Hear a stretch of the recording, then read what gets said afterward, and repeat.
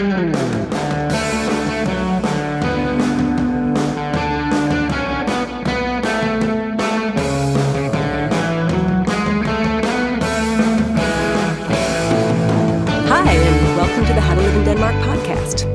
Kaysandra Mellish. Now, this podcast was originally designed for foreigners in Denmark and maybe people who are thinking about moving to Denmark. But I have a lot of Danish listeners as well. I got a nice note this week from one of them named Ulla. Now, I've never met Ulla and I don't know anything about him except that he's a nice correspondent. But I can make one guess about him based on his name, and that's that he's over 50 years of age. Danish first names are very strongly stratified by age. Ulla and Finn and Knud and Kai and Jørn and Jørgen, and to some extent Paul and Per, are over 50. Their wives and sisters and secret lovers are Inger and Karin and Kirsten and Ulla. Or Bente, another guaranteed old lady's name is Bente. Or Bent, the male version. Being named Bent is a problem for Danes who travel because in many English-speaking countries, Bent is old-fashioned slang for gay. In those countries, if you hold out your hand and say, "Hi, I'm Bent," you may get an unexpected reaction. I once knew a Danish executive named Bent who was sent to work in the UK. While he was there, he called himself Ben, no T. He even had Ben put on his business cards.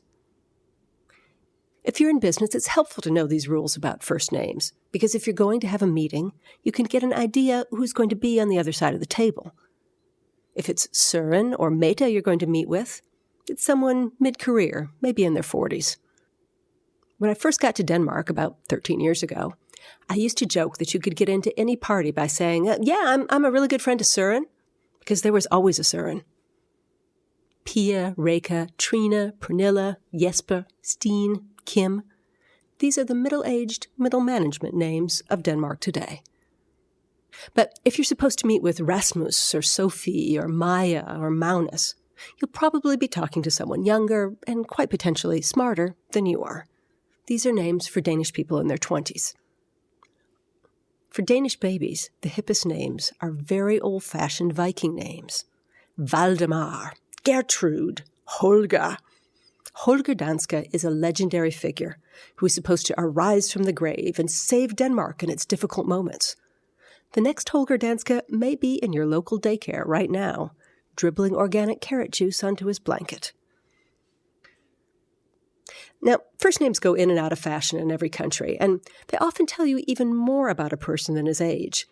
In the United States, for example, where I come from, you can bet that Cody will be light-skinned and Tyrone will be African-American. In Denmark, you can pick out the Muslim names, but otherwise there's not that much class distinction, with one big exception.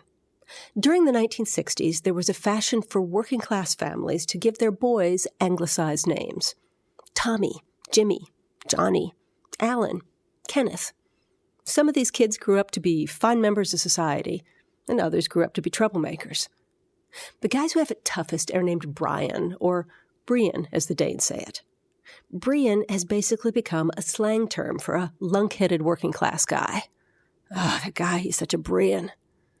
So if you meet a successful man named Brian, or Kenny, or Tony, which is the Danish version of Tony, this is a man who has worked hard to overcome his background and the disadvantage of what, to the Danes, is a very unfortunate first name.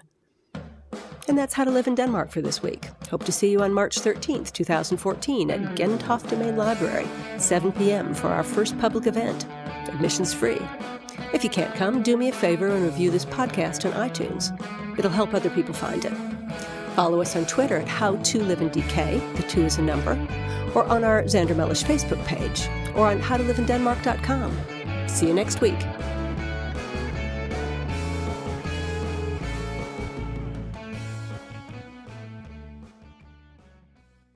Remember, the How to Live in Denmark book is available for download on Amazon.com. You can read it on any phone or tablet. All you need is the Kindle app, and the Kindle app is free. The book's not free, but it's not very expensive either. If you read the book and enjoy it, please leave a review on your local version of Amazon.com. It helps other people find the book and find the podcast.